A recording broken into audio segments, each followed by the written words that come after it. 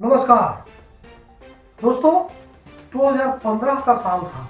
मोदी जी सत्ता में आ चुके थे और एक कानून बनाकर लाए थे, NJAC, national judicial appointment commission जैसा कुछ कानून जजों की नियुक्ति को लेकर। तब अरुण जेटली जी ने, सुप्रीम कोर्ट ने, चूंकि उस कानून से सुप्रीम कोर्ट सहमत नहीं थी, तो अरुण जेटली जी ने इसकी आलोचना की थी। अब हुआ ये कि उत्तर प्रदेश की एक अदालत ने उनके खिलाफ सुओ मोटो कॉग्निजेंस लेते हुए सेडिशन का चार्ज लगा दिया अरुण जेटली पर। जी 2015 की बात बता रहा हूं, सिर्फ इसलिए क्योंकि उन्होंने सुप्रीम कोर्ट के अपने रुख का, अपने एक स्टैंड का विरोध किया था, उसकी आलोचना की और उन पर सेडिशन जैसा गंभीर आरोप लगा। बाद में केस रफा दफा हो गया, खत्म होना था, खत्म हो गया। तो सवाल है कि क्या देशद्रोह और राष्ट्रद्रोह एक ही चीज है, दोनों अलग अलग चीजें हैं, या फिर इसको एक करके क्यों देखा जाए? हम दो तीन केस को देखते हैं। अरुण जेटली की बात हमने की। 1950 में मास्टर तारा सिंह, पंजाब के बहुत बड़े नेता थे, उन पर सेडिशन का केस लगा, पॉलिटिकल मामला था। एक बिहार में केदारनाथ सिंह थे, कम्युनिस्ट पार्टी के नेता, उन्होंने कम्युनिस्ट पार्टी का प्रचार करते हुए चुनावी सभा में तत्कालीन सरकार की आलोचना की थी। इसके लिए उन पर सेडिशन का चार्ज लगा। मामला सब सुप्रीम कोर्ट में गया। सुप्रीम कोर्ट ने क्लियरली कहा कि ये सेडिशन नहीं है। अपनी बात रखना, शांतिपूर्ण तरीके से नारेबाजी करना, ये सेडिशन नहीं है। अब हम सबसे पहले मैं आपको जो हिंदुस्तान का सेडिशन लॉ है, इसको पढ़ के सुनाता हूं कि ये कहता क्या है। सेक्शन 124A IPC, इसी में सेडिशन आता है।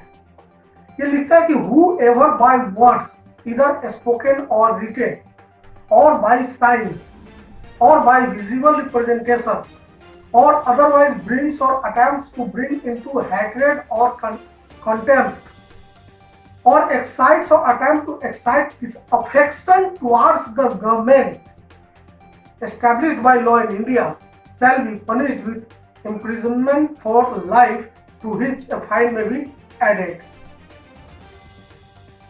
इस शब्द पर ध्यान दीजिए। Attempts to excite disaffection towards the government established by law of India.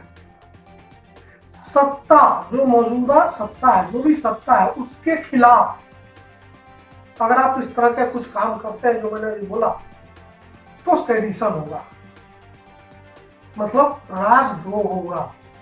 राज सत्ता के खिलाफ डिसअफेक्शन शो करना या इस तरह के काम करना। लेकिन ये क्या देशद्रोह भी है? क्या सत्ता और देश एक ही है? इस पर एक नए विमर्श की जरूरत है कि किसी को भी मुंह उठाकर देशद्रोही कह देना।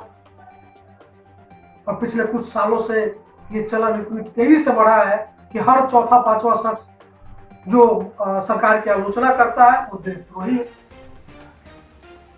लेकिन क्या वाकई ऐसा है? अब ये तो डेफिनेशन है राजद्रोह का, सेडिशन का। लेकिन जब ये मामले सुप्रीम कोर्ट में जाते हैं तो वहां, जैसे मैंने आपको बताया, चाहे अरुण जेटली का मामला हो, मास्टर तारा सिंह का मामला हो, केदार सिंह का मामला हो, केदारनाथ सिंह बनाम स्टेट का मामला हो, असीम त्रिवेदी, यूपीए सरकार के समय असीम त्रिवेदी एक कार्टूनिस्ट के ऊपर भी सेडिशन चार्ज लगा। ये सारे मामले जब अदालत में जाते हैं तो अदालत ने बहुत बार क्लियर कट ये कहा है, सुप्रीम कोर्ट ने कहा है कि महज नारेबाजी करना, सत्ता के खिलाफ बोलना, लिखना राजद्रोह नहीं है। तब तक जब तक कि उस व्यक्ति के द्वारा बोले गए शब्दों या कृत्यों के कारण हिंसा नहीं होती। हिंसा होगी, अव्यवस्था फैलेगी, रूल ऑफ लॉ प्रभावित होगा, तो राजद्रोह माना जाएगा। अब जरा याद करिए दोस्तों, पिछले 10-15 सालों में कितने लोगों के खिलाफ राजद्रोह का चार्ज साबित हुआ है। मुझे तो एक भी याद नहीं आ रहा, क्योंकि बहुत गंभीर मामला है। राजद्रोह करना, देशद्रोह की तो मैं बात ही नहीं कर रहा, लॉ में देशद्रोह की बात ही नहीं है। और मैं सत्ता को देश मानता नहीं, आपको भी नहीं मानना चाहिए। सत्ता आती है, जाती है।